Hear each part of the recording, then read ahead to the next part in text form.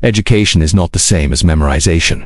Many people think a student with a bright result must have a strong brain and a strong memory. Memory is important, yes, but something is even more important. It is how that power is used.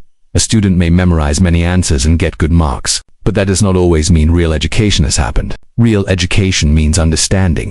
Real education means using knowledge. Real education means growing in insight, judgment, and self-learning power. That is the real difference between education and memorization. In many schools, children are pushed to memorize from the beginning. Teachers give homework. Parents want good results. Students try to memorize answers to likely questions. Even when they do not understand the meaning, they are trained to remember words, not to understand ideas. This becomes a habit. Year after year, they memorize essays, paragraphs, and applications. They keep changing the memorized items because each year the exam changes. At first, this may look successful. The student gets marks. The teacher is happy. The parents are happy, but the success is weak. It is not built on understanding. So later, when the student reaches higher classes, everything becomes difficult. The syllabus becomes bigger. The lessons become deeper. Then the student feels helpless, like a fish out of water. What looked like strength was actually weakness hiding under marks.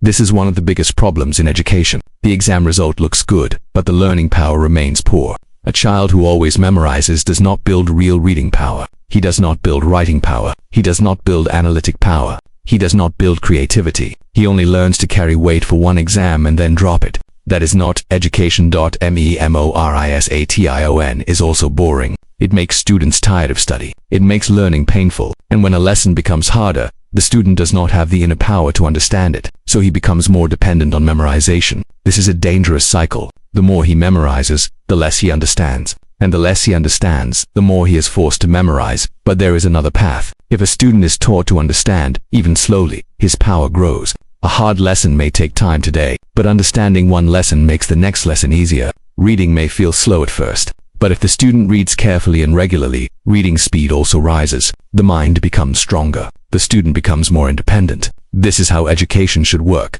The essay gives a strong example from language learning. Imagine two students in an English exam. One writes on his own and makes many mistakes. The other memorizes a paragraph and writes it perfectly. Usually the teacher gives high marks to the memorized answer and low marks to the student who tried honestly. But in the long run, this is harmful. The student who memorized may get marks today, but he does not grow. The student who tried on his own may make mistakes today, but he is developing real skill. This means teachers must judge more wisely. They should not reward memorization too much. They should encourage students who try to write from understanding, even if they make mistakes. If students are given room to make mistakes, they will improve little by little. One day they may write correctly without memorizing anything. Then they will have confidence, interest, and true learning ability. Parents also have a responsibility. They should not be satisfied only with marks. They should ask how the child got the result. Did the child understand? Did the child think? Did the child learn something that will help in the future? If parents care only about exam success, they may unknowingly push the child into a weak educational life. The essay makes another deep point.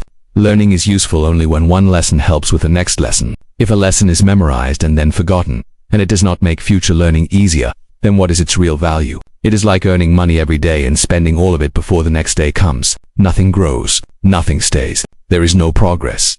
That is why memorization cannot be the foundation of education. Education must build the person. It must make future learning easier, faster, and deeper. It must create self. It must develop creativity and analysis. It must produce a student who can stand on his own mind. So the final message is clear. Memory has value, but memorization without understanding is a trap. Real education begins when students are taught to understand, to think, to read deeply, and to write on their own. There is no real alternative to stopping this culture of memorization if we want students to become truly educated.